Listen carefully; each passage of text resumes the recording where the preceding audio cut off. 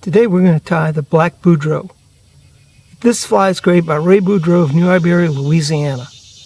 As you can see, it gets its name from being a very dark pattern, even though many of the colors that we'll tie with it, like for example with this one, are just this plain grizzly natural hackle. It's also very efficient with a purple hackle, which is hard to find, but you can find those in the Whiting 100 packs. So let's get started. First, we're going to use a fulling mill hook, scud hook. This hook has a longer shank than most scud hooks, so it's the perfect hook for this fly. First, I tie in my thread, and then I tie in a pair of small bead chain eyes to the very front, right near the hook eye.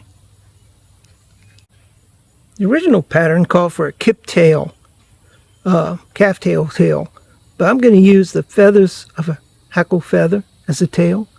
This is what Ray's friend Bob Bass uses, and I find it gives a little more action to the fly in the water.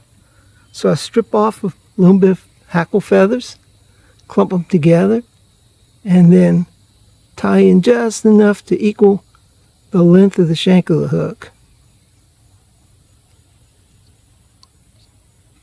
Wrap it down just above even with the barb and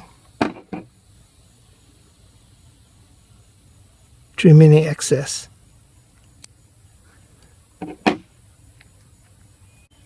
Next, I'm going to take a hackle feather from a Whiting 100 pack, grizzly feather, and I strip one side of it like this so it doesn't trap some of those fibers underneath when I do my wrapping. I'm going to put this in there and wrap it down as such. The body of this fly is peacock herl. Peacock herl has a natural UV iridescence that makes it irresistible to fish, including trout, bluegill, panfish, any kind of species of fish. And I trimmed off the ends a bit so I have a clean wrap. And bring that to the front. And then back again to where I tied in. Now, the peacock herl is fairly weak. It also doesn't wrap very well because sometimes it's flat on one side and profuse on the other side. So what I tend to do, or what I always do, is wrap that peacock herl around the thread, as I'm doing right now, and I'm going to form a dubbing loop. I'm going to use my little pinch tool, nothing more than a electrical testing plug, and we'll make a dubbing loop.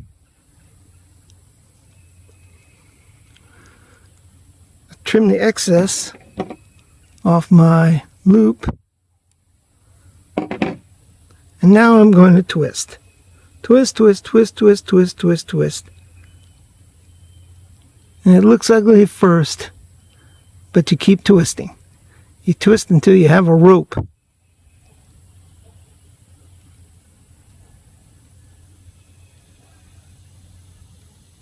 See how it's coming along nicely?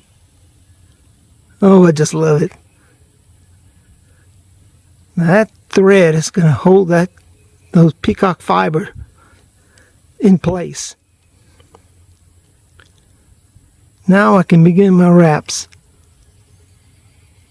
Watch for that barb. I should have put my thread holder out, but I didn't. That's okay, because I'm going to make it. Oh, look at that nice body. I'm going to come up right behind the eyes. And then I'm going to tie off. I'm making a couple of wraps. And then notice I bring it between the eyes. And so I'm going to make a wrap, a figure 8 wrap. give it a little more strength. And then when I apply the epoxy, tiny bit of epoxy right between the sweet spot of the eyes and the hook eye, it's going to hold that peacock herl in place and it'll never come out. Now next I'll take my hackle pliers, if I can find them. Again, if you can't find hackle pliers, use the electrical connector. I'm going to wrap it loosely, kind of like a woolly booger wrap.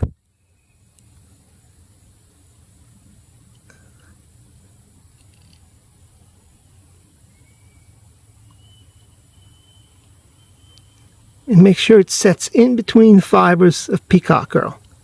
When I get to the front, I'm going to make a full wrap around.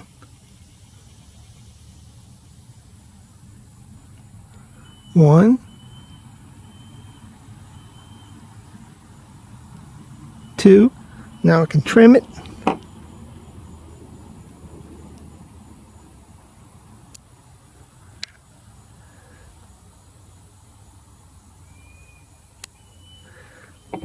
Now I'm going to come back and clean that up a bit. Okay. Do a couple of wraps around the front.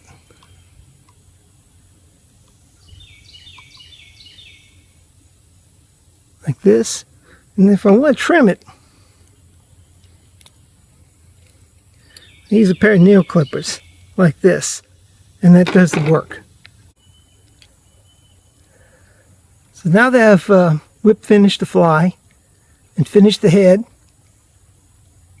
I've come back with my scissors and I've trimmed the underside of the fly along with the sides at about a 45-degree angle. And the purpose for this is as follows. If you look at it sitting like this, this is how it's going to sit on the bottom.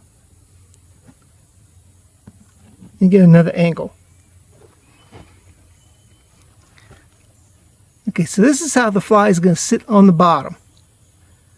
As you can see, it's got that hook point up, and sometimes those fish, particularly red ears, will come up and they'll suck it off the bottom. The other thing that this fly does is if it's riding under a strike indicator, it rides in a horizontal position, sort of like this.